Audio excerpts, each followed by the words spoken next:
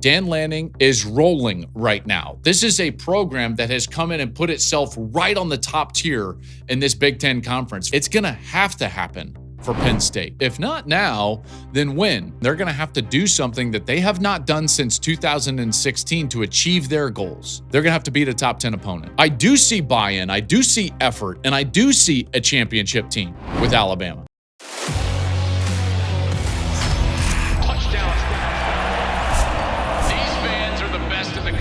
A day like today is why we love college football.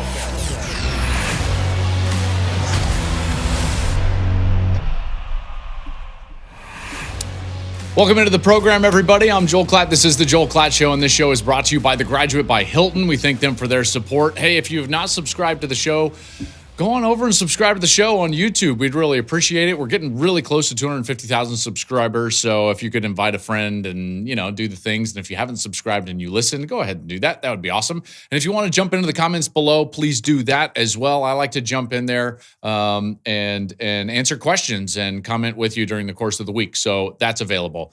And then wherever you like to social media, we're there. All of our content's going to live there. At Joel Klatt Show, and you'll find all of our content. And it's cool and it's shorter and, wherever you like to social media. TikTok, we're there. X, yep. I think we even have a Facebook page. I might be wrong on that, but who knows? Might even be up there.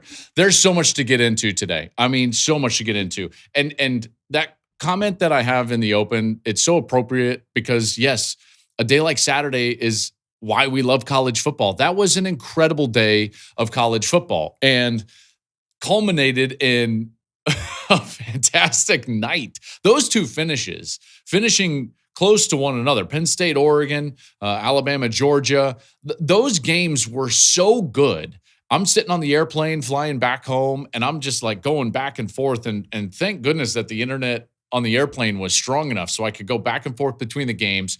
It was phenomenal and such great football, great for performances, great competitive character being shown. So we're going to get into all of that, plus my brand new top 10. That's right. You guys spoke last week and really liked this and wanted more of it. So we will continue to do this where we're unveiling my new top 10 every Monday right here on the program so that I can give you my thoughts on each team rather than just throw it out in a tweet on Saturday night, even if they don't call it a tweet anymore. I don't know what do they call it, an X? I'm not going to say I'm going to throw out an X on Saturday night. Not going to say that. I'm not going to do that. Change it back to Twitter, whatever. Okay, here we go. Let's start, though, with the two big games, and then that'll lead to the top 10. I think that would be a better way to do it just because those games were so incredible. And let's start in Happy Valley with Penn State going down again in one of these big games to Oregon. And how about Oregon? The Oregon Ducks have taken the Big Ten by storm. They have not lost a regular season Big Ten game. Dan Lanning is rolling right now. This is a program that has come in and put itself right on the top tier in this Big Ten conference. Very similar. I guess you could make an argument that Texas is doing the same in the SEC, but man, this has been so impressive from Oregon. And here's one of the things that I was so impressed with is that there was a clear question about their team coming into this game based on some of the performances prior during the course of the season. And in particular, one that I actually saw firsthand when they played against Northwestern and did not do a great job against the run. Now, it might have just been because they were playing in a tent stadium and maybe weren't totally motivated. I mean, think about the juxtaposition between playing in the tent stadium in front of Northwestern and then you play in front of 111,000 in the whiteout. A little bit different, and the level of focus, in particular on defense, was there. And that was a complete performance from Oregon. It really was. Every facet of their team had to be quality and had to be really great at some point during the night in order for them to win, and they were. And that's impressive. You see, to be a great team in college football, you have to have answers. You've got to have answers because very rarely is a team going to be able to just lean on their strengths every single game, all game, and win every game. It just doesn't happen.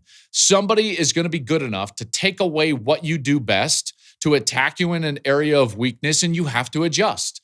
And you have to have balance. You have to have balance to win. And I'm not just talking about rushing and passing. I'm talking about overall team balance.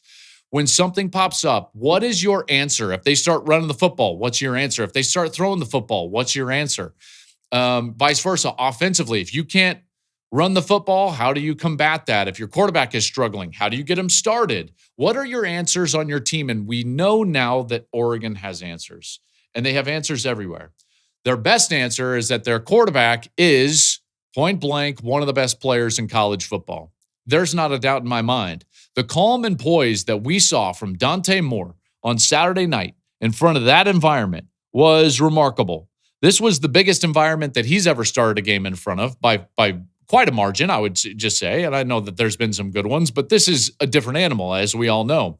He handled the operation of that really well with the offensive line. His poise throwing the football down the field, his poise in all of those fourth down efforts where he had to carry the football, he had to scramble. He was terrific. He made great throws. He made easy throws. He threw with touch. He drove the football. He did it all. He had answers. Dante Moore proved that he is on a very short list for the Heisman Trophy. 29 of 39, 248, 3 touchdowns, 10 carries for 35. He was phenomenal. Dante Moore makes them a team that can go and beat anybody in the country on any given Saturday in any given location.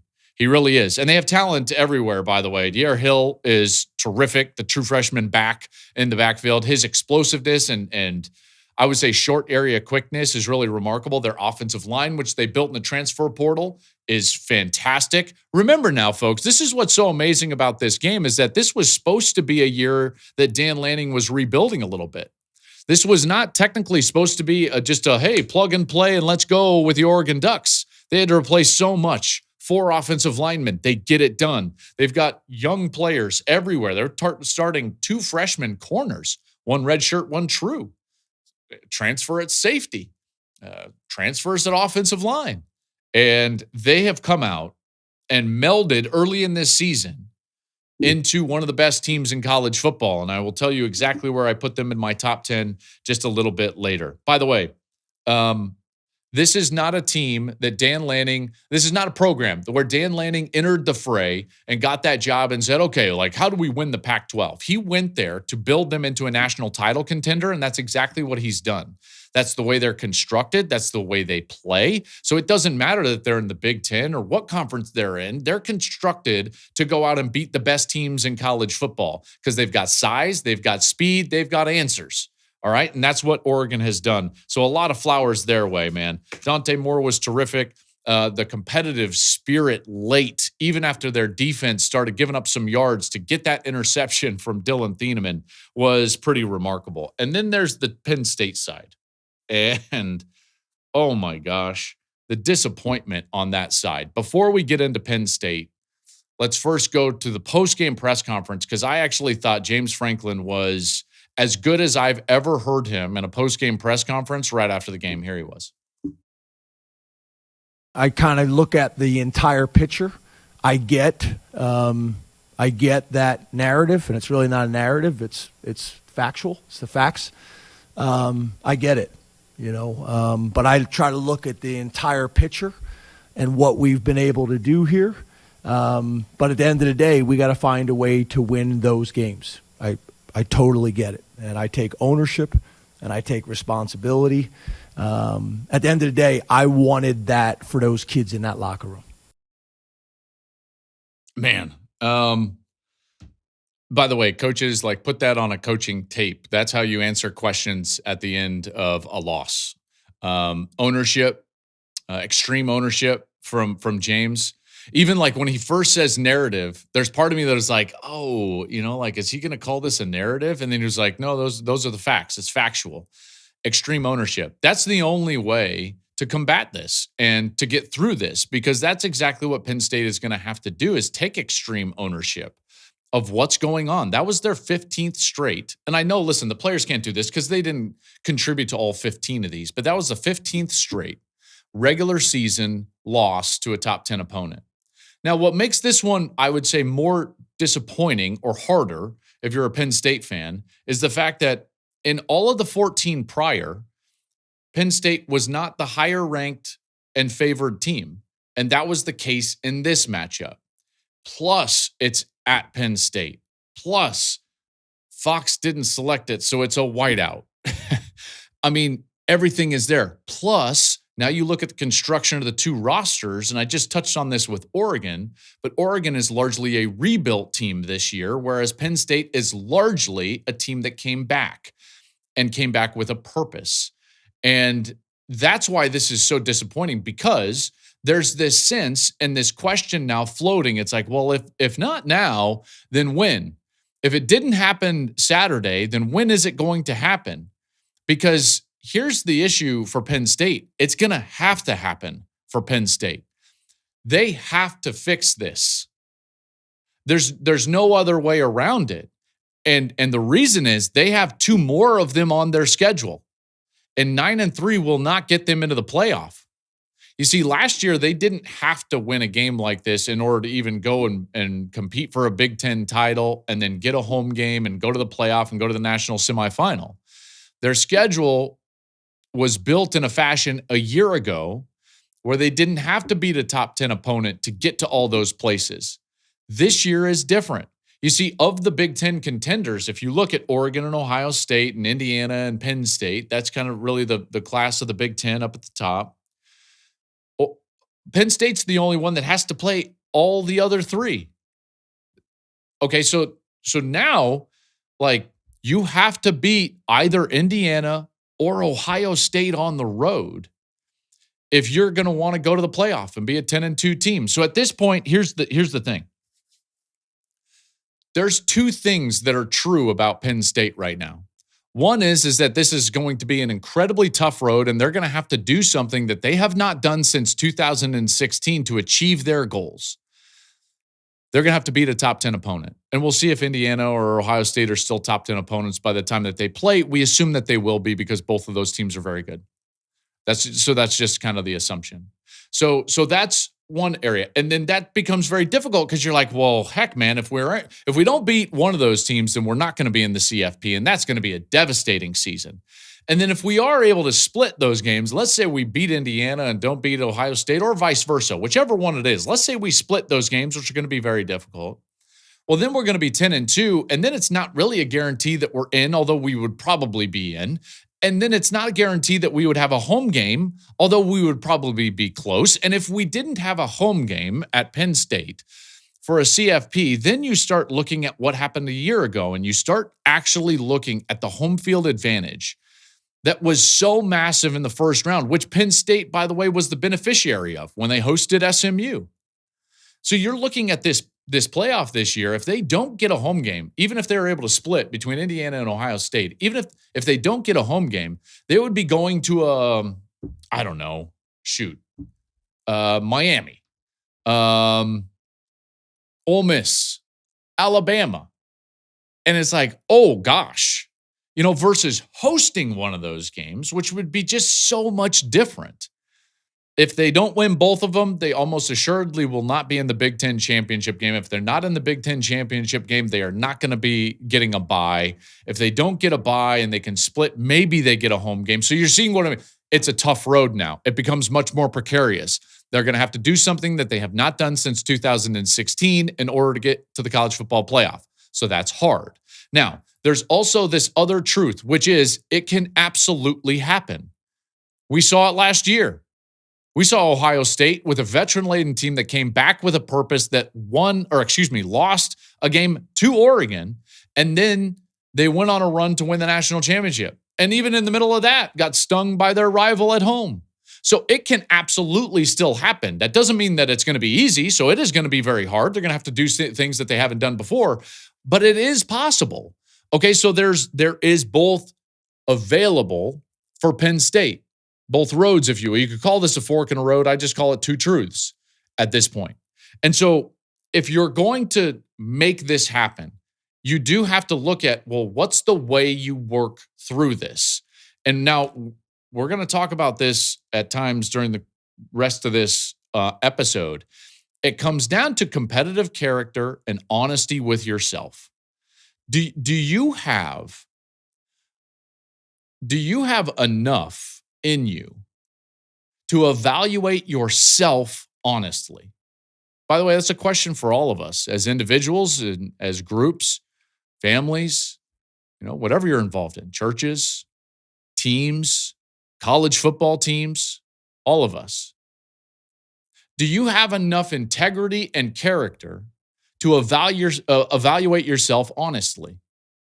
Well, Penn State's going to find out. They're going to find out. Because here's what I think happened last year with Ohio State is that they were able to evaluate themselves honestly. And they got better because of their losses, which led to the national championship. You see, what has not happened with Penn State over these 15 losses over the last, 9 years, dating back to 2016, to top 10 opponents in the regular season, is that we haven't seen anything change. Now, again, a lot of players have changed. And so now let's just talk about this year, this cycle, maybe this last couple of years. And here's what's going to be, I think, paramount for Penn State is that they evaluate themselves and they come out of this as a better team. So how do you become a better team? How do you prevent this from happening again? If you want it for those kids in the locker room, Coach Franklin and Andy Kotelnicki and their new defensive coordinator, Jim Knowles. Well, how do you make it happen? What do you do? And the fact that Jim Knowles is there, by the way, he knows the blueprint because he used it last year. Here's what happened with Ohio State a year ago when they lost to Oregon in the middle of the regular season.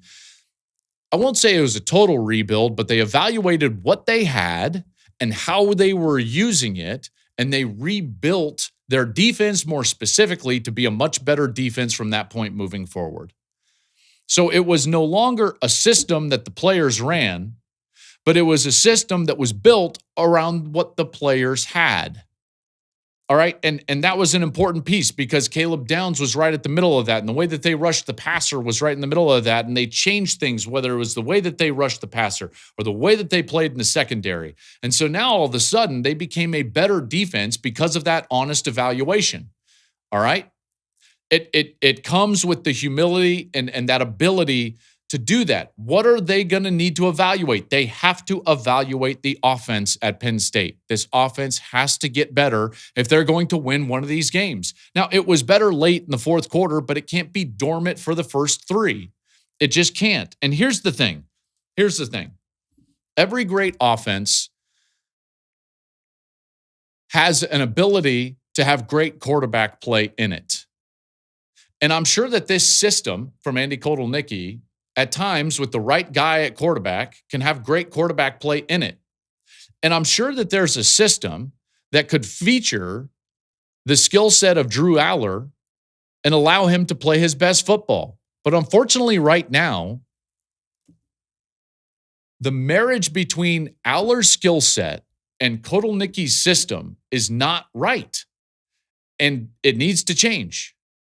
And I'm not saying there needs to be a change from a personnel standpoint. That's not what I'm calling for at all. And I want to be crystal clear about that.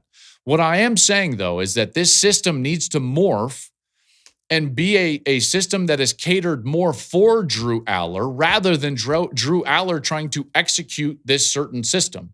See, right now, there's far too much short area RPO stuff going on in their passing game. He is not a quick release passer. He doesn't have terribly quick feet, but that doesn't mean that he's a bad player. All right. It does mean that because he doesn't have those features, he's not going to be as accurate when you're asking him to do those things. Now, when you actually sit him in the pocket and you let him fire the football down the field, deep over routes, deep down the field, straight down the field, guess what? It's like, well, that looks beautiful. Yes, because it fits the skill set of the quarterback. You see, if your system is not quarterback friendly, then you need a new system. And if your system doesn't fit the quarterback that you have, then you need to change it. Not wholesale, but tweaks, absolutely. This is where they need to go. I'm convinced of it. I do not think Drew Aller is a bad player. I do not think Andy Kotelnicki is a bad coordinator. I think that some of the things that they do don't mix because the skill sets are not quite what they need to be. Again, like for me, as great as that fourth quarter comeback was, It was a lot of creativity and misdirection. You're having to use Drew Aller as a runner. See, he's fine as a scrambler. In fact, straight up the field as a scrambler, he does just fine. But that's not how you're going to go and win a national championship or a Big Ten championship. You can't do it with misdirection, and you can't do it with smoke and mirrors.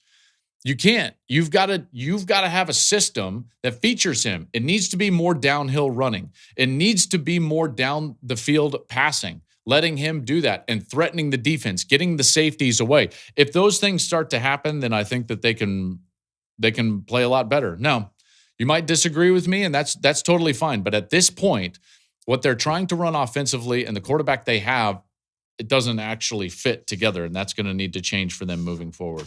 Let's take a look at that Bama-Georgia game. That was a classic. Oh, my goodness. How about Bama coming out just absolutely on fire for the second straight year against Georgia, by the way?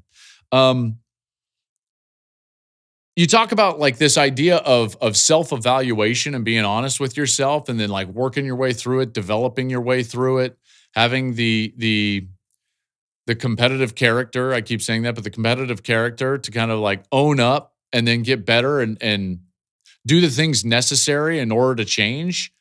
I have not seen a team improve as fast as what I saw from the Florida State tape and the Alabama loss to now this win for Alabama against Georgia. It's like two different teams. I know the uniform's the same and the players are kind of the same and the coaches are the same, but the tape is vastly different when I watch it. Vastly different. The offensive line is vastly different. I know there's some guys that were banged up and maybe are now back, but that doesn't explain it all. Like something happened in that team. And I just want to like praise that. It's actually what I love most about college football.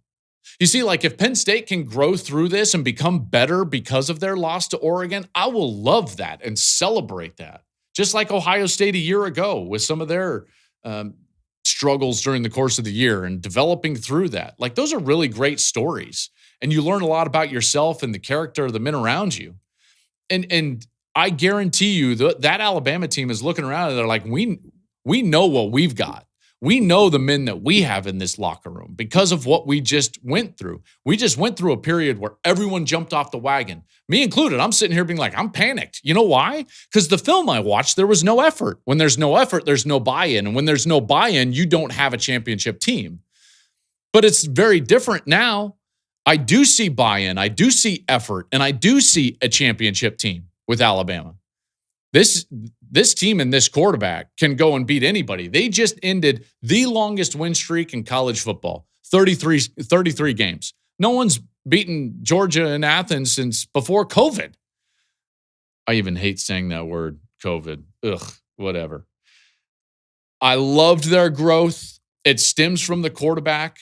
And by the way, like I was saying, like the marriage between Andy Kotelnicki and Drew Aller has got to come together at Penn State in some way, shape, or form. Like that has to look different. And now you look at Alabama and it's like, well, that's the case study. You see the skill set of Jalen Milroe and then marrying that to the Kalen DeBoer offense, talented people, both of them, but it didn't fit. It just didn't fit. Now you've got Ty Simpson and Kalen DeBoer, and then you include Ryan Grubb, and it's like, oh, yeah, well, that fits.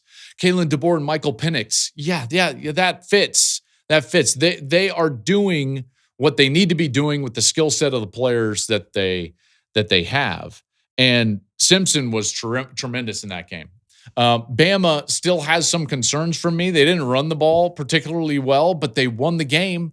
And if they're going to have those types of, if they're going to have Bernard on the outside and they're going to have Ryan Williams on the outside and a quarterback that can spin it like Ty Simpson, then they're going to be in most games. I was so impressed with Alabama. And again, I just want to reiterate this. It's my favorite thing in college football to see a team bounce back, answer the bell, improve, because it's hard. It's hard. I can just tell you this right now. I will tell you this right now. Okay. I know most of you think that you have been criticized before or have dealt with like constructive criticism maybe at work. Dealing with your like maybe passive aggressive boss or someone saying like, hey,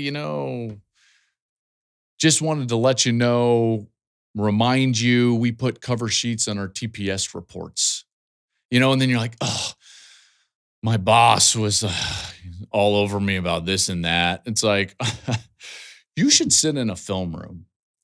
I wish you could all experience at some point sitting in a film room in front of your peers, these guys that you are friends with, that you live with, that all you want to do is play hard for them.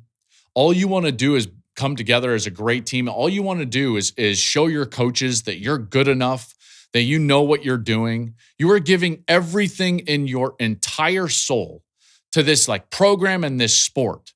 And then every single day, every day, they turn on video and eviscerate you. What is this? Why do you do it? What's your job on this play, Joel? What's your job? Well, I need to read the boundary safety. Read the boundary safety! And you're like, oh. They're shouting. At times there's belittling, even though I don't love that. The level of criticism that you have to go through in order to come out the other side as a football player and a team, that's what I love. So that's what I love. It's not just like, oh man, this team like really answered the bell and they started to play better. No. You don't understand, folks. Those players went through athletic hell and came out the other side and faced it and came out the other side. That's why I love this. That's why I love to see Alabama play the way that Alabama played, the way that Illinois played on Saturday as they beat USC. Like, I want to see that from Penn State because right now they're going to turn on that film on Sunday and Monday and go back to practice, and it's going to hurt deep in their soul because they're giving everything in themselves to this purpose. And then it doesn't go their way. And then you have to get eviscerated. What are you doing on this play? You can't make that mistake.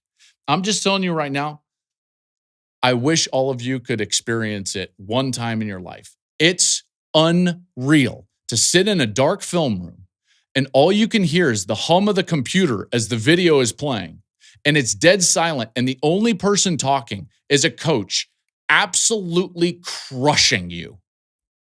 And you know what you do? You take out your pen, you write down the notes that he told you, and then you jog onto the field and you do everything in your power to correct the mistakes that he told you about. It's remarkable, and I love it. It's why I love the sport. I always think that I want to get back into coaching, and when I give a little rant like that, it makes me want to, but I would never see my family. And after recording this, I'm going to go see my family.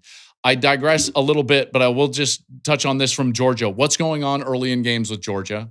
What are we doing on this? Bama, Georgia Tech, Notre Dame last year, Tennessee, Alabama this year. Like, we're going down multiple scores by halftime in all of these games, and then they have to try to climb themselves back out of this thing. I don't quite understand that.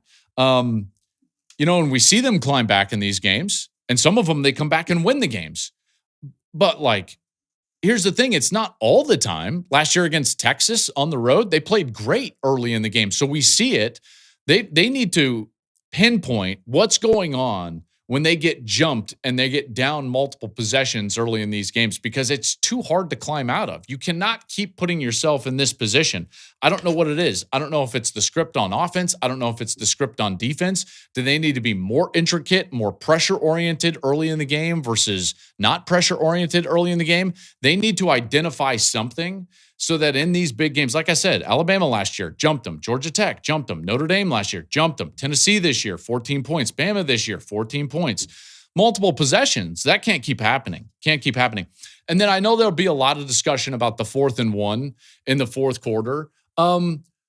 Listen, I don't hate the fact that he went for it on 4th down. I really don't. Would I have kicked the field goal? Probably. But that doesn't mean that it's like, oh, this is right, that's wrong.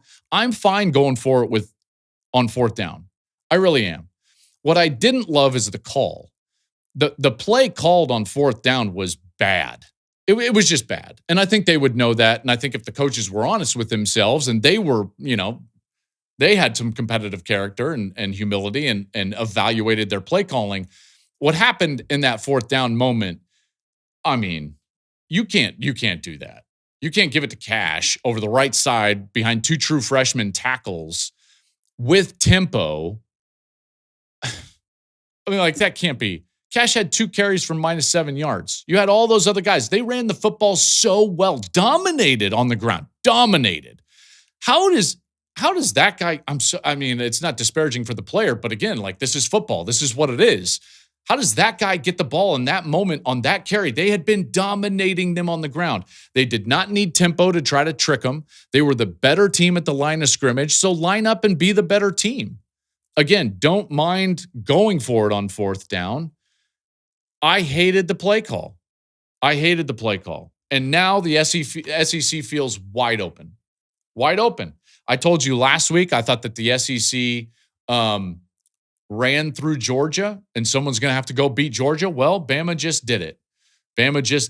And I know Georgia's going to feel like they had opportunities and let them slip through their fingertips. They could have kicked a field goal right there. They had that drop, bad drop. That drop's going to put them up, and it's dropped right down the middle of the field. I'm watching in the airplane, and I'm like, oh no. It's like, oh my gosh.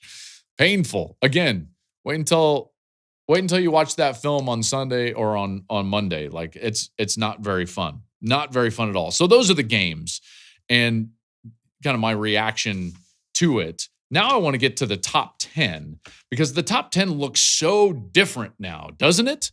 I mean, the top 10 is, to be honest, this is like one of my favorite things to do now is try to put together a top 10 because they're all good.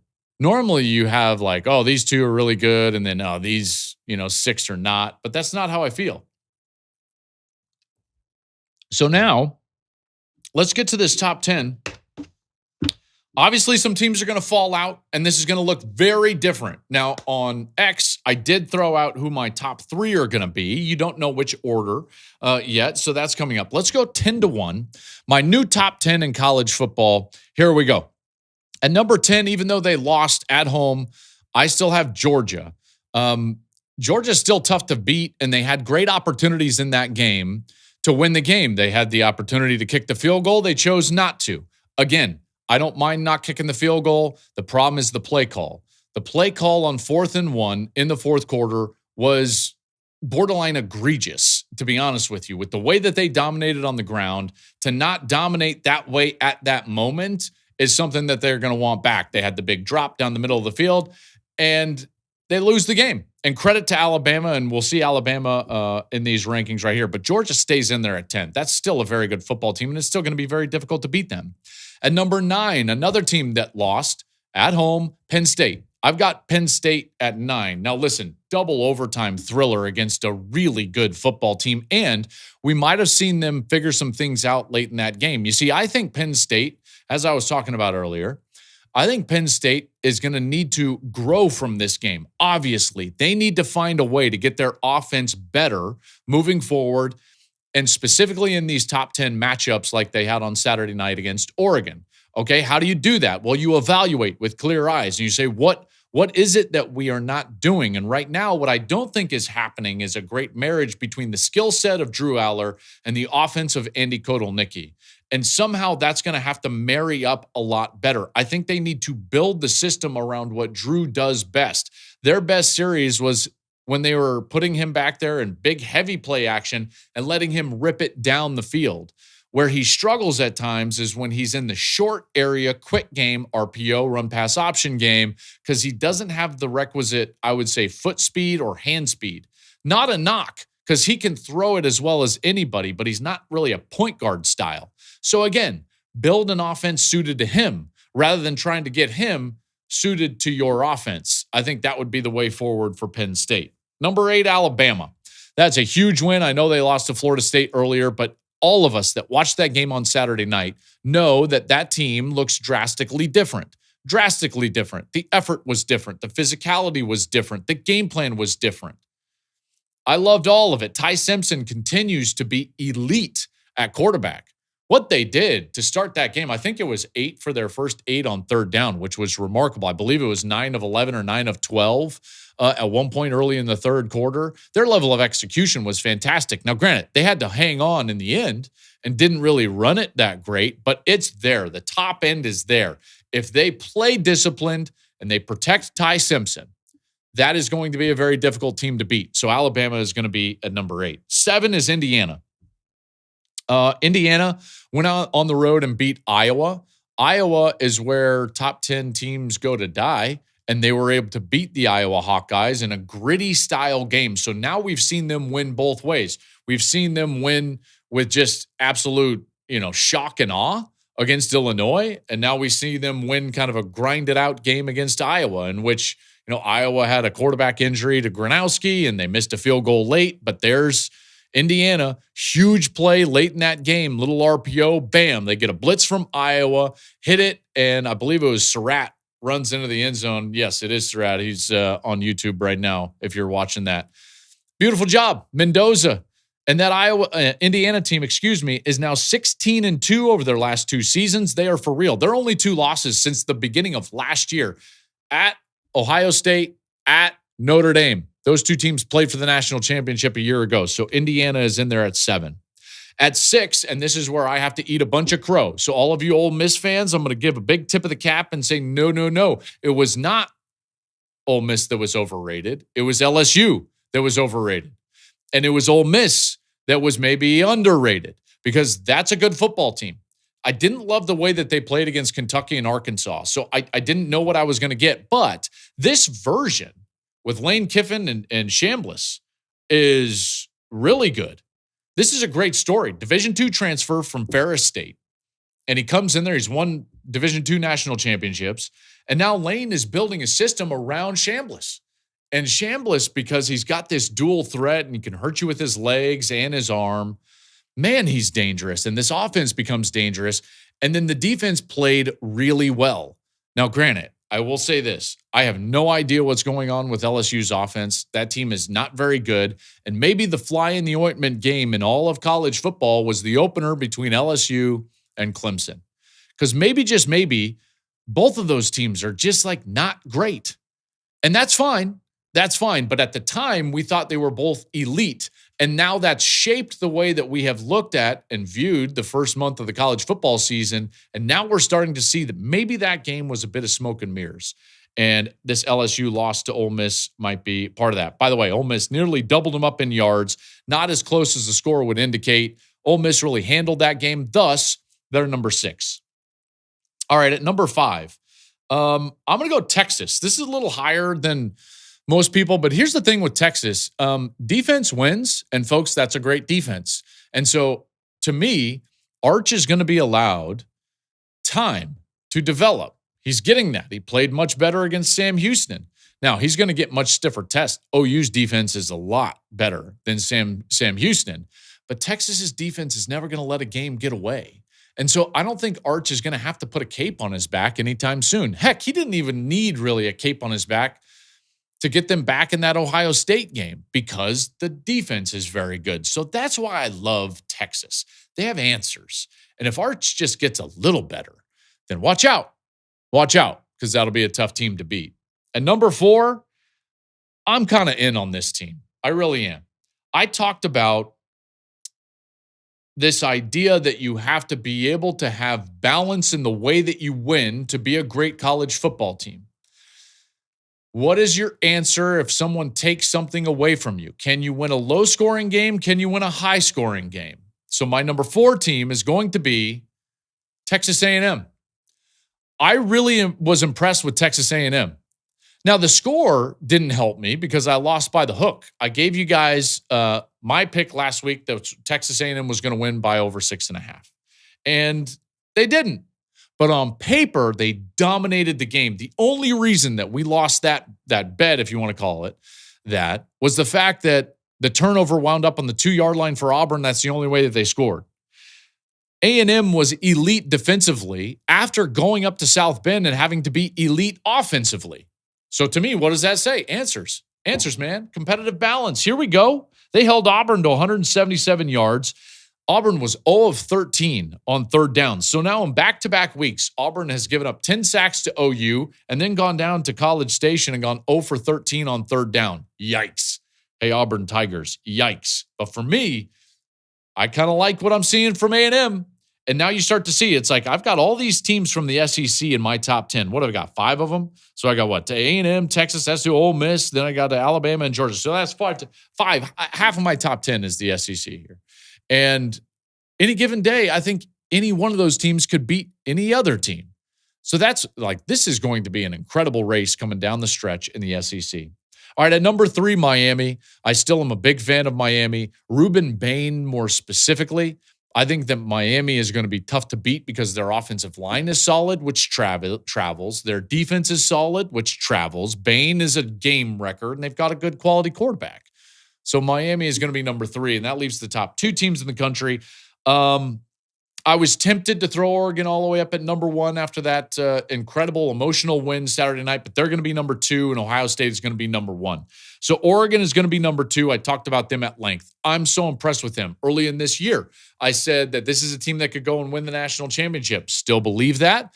I believe their quarterback is going to be right now and should be on the short list, probably 1, 2, or 3 in the Heisman Trophy race. He should wind up in New York. There's no doubt. I was thoroughly impressed with Dante Moore. I love what they do on defense. They were able to stop, for the most part, the downhill running attack from Penn State, which was the concern coming into that game. They've got skill and speed on the outside. They've got a great coach. I'm in. Oregon is number 2, and number 1 is Ohio State. Why is it that the fastest runner looks like they're running the easiest at times? Have you ever noticed that? Have you ever watched like sprinting? Have you ever turned on, like Usain Bolt is like running and he's beating everybody, and you're like, why does Usain Bolt look like he's running easier than everybody else? And it's like, oh yeah, well, because he's just faster. And you're like, oh. And everyone else, you can be like, they're like straining to run that fast. That's how I feel about Ohio State right now. They don't look like they're running the fastest, but they are. They are. And that's why they're the number 1 team. I don't think that I've even seen like 4th gear from Ohio State, at least offensively. I've seen what they can bring to the party on defense. Oh, buddy, that defense is good, to say the least. They're fast. They're long. The defensive line was terrific against Washington. They gave up 2 field goals to the number 2 scoring offense in all of America. Damon Williams is one of the best dual threat quarterbacks in the land, one of the quickest, one of the fastest, and this team swallowed him up. Caden Curry was terrific. These linebackers are incredible. Sonny Styles, Arvell Reese, they've got good corners. Like, they're really tough, man. Again, that defense is the best defense in America right now. It just is. They were just going to sit there and spy Damon Williams because they're faster than him. That's difficult, and they can cover. They still have Downs as a safety. And then this offense, it's just like, have they hit 4th gear yet? Have they even given you like what they really wanted? That was a 6-possession game. 6. They got 6 offensive possessions. Never in doubt.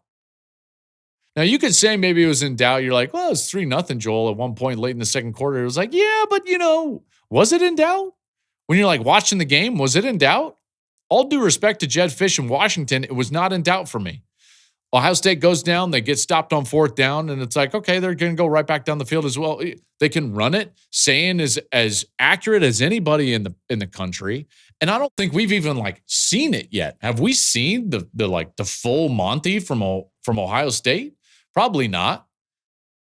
It's like, let's get to Smith a few times here. Boom, boom, boom. All right, okay, Carnell Tate, bam. Ennis, bam. Bo Jackson, bam. C.J. Donaldson, bam. It's like, oh my goodness. They've got players everywhere. Oh, it's 3rd down. Hey, Max Clare, bam. So, let's watch out. Let's watch out for Ohio State. The team's just on the outside of my top 10, and trust me, I fought hard, and this is where I landed. I feel so highly about these teams. I wish I could have put them in the top 10, but I just couldn't get them in. Texas Tech, Notre Dame, and Oklahoma. Oklahoma, the primary reason. I know that I'm more down on Oklahoma than the AP. Not by much. And listen, it feels like, why don't you have them in the top 10? Their quarterback is injured. They're not. he means too much to that organization and that program for me to put him up there above some of these other teams. Notre Dame, I still consider up there. I don't know. The pollsters can just sit there and look at their loss column, but I'm like, okay, well, they lost to my number 3 and 4 team in the country and could have or should have beaten both of them. So if that was the case, they would probably be number 1. They're right there. Notre Dame is right there. So they're right on the outside. And then Texas Tech, man, I wanted to get them in, and I just couldn't. I just couldn't put Texas Tech above Georgia. I couldn't do it. So that's it. And the team's fallen out from last week. OU, FSU, LSU. FSU loses that game to Virginia. When that line came out last week and it's like Friday night, all of a sudden Virginia's only favored by like barely a touchdown. And you're like, wait a second. Shouldn't that line be worse? And sure enough, I'm just hoping, and I'm glad I've heard reports. The wide receiver from Florida State that was like stomped into the corner of the end zone. I hope there was a trap door in that end zone or something like that. That was wild. That was the fastest field storming that I've ever seen in my life. Hopefully everyone's okay, and Florida State goes down in that one. Real quick before we get out of here, because I've got something really cool planned on Wednesday, which I'll tease in just a moment. But I wanted to touch on the game that I called, USC and Illinois. I talked about competitive spirit, I've said it a lot on this program in this edition of the show. And just this idea of evaluating what happened and then answering the bell, getting better. How about Illinois? My gosh.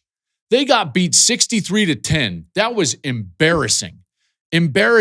Written off. Dropped down. It's Illinois, whatever. Like, that was horrific, blah, blah, blah. And they came out and played their best game of the year and beat USC. And really a game that wasn't as close as the score indicated because of the 2 fumbles that Illinois had at the goal line, one right before the half, one towards the end of the game. USC was able to force a couple of fumbles and make that a closer game because of it. Illinois largely controlled the game because their offensive line controlled the game. And trust me when I tell you this, going into the game, watching the tape from each of those teams, that was not what I was expecting to see. Not at all. And this is why I've got to give Illinois and Brett Bielema a lot of credit. The tape that I watched, and specifically the tape against Duke and Indiana, was not good, in particular on the offensive line. They were getting shoved around. They couldn't protect the passer. They could not run the football. They were trying to go laterally, a lot of side-to-side stuff, wide zone RPOs and all this stuff. And I was like, this is not going to work. I'm watching the USC tape. They've got hard edges. They're playing well on defense. The offensive line was controlling the game. I turned the film off and I'm like, oh no.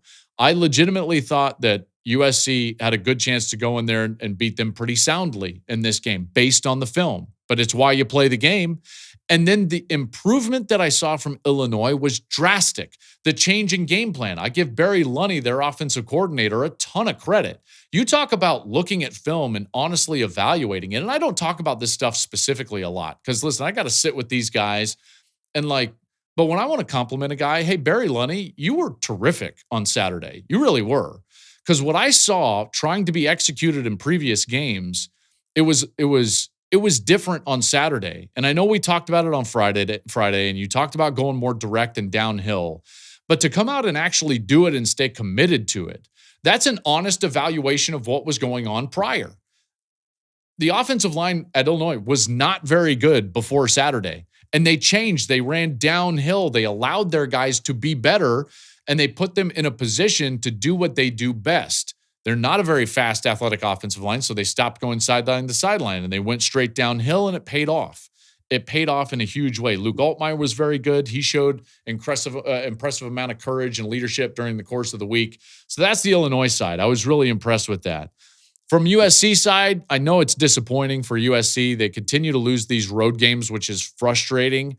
I think it's hyper frustrating to feel like you're getting better and you're on the precipice of something special, and then you show up to a game and then there's just a ton of injuries. Kamari Ramsey out at safety, and he's their best defensive back. And sure enough, they didn't play well in the secondary. Elijah Page can't go at left tackle. Then you lose Killian O'Connor at center, and you're down 2 offensive linemen. It becomes a different game. That team that I saw on film, I largely didn't see on the field on Saturday, and in part because of the style of game that played out. It started being a throw game rather than a run game for them. They're better when they can be balanced. I think they'll be fine. I really do. I think that the best days for USC are still ahead. I'm a believer in what is happening with Chad Bowden and Lincoln and everybody over there, because what they're going to build and what they're going to be at the end of this year, next year, and then the year after is something really special. They are building something that is going to have some sustainability. I'm just telling you right now, I would be a futures better on USC at this point. Real quick, that last game situation.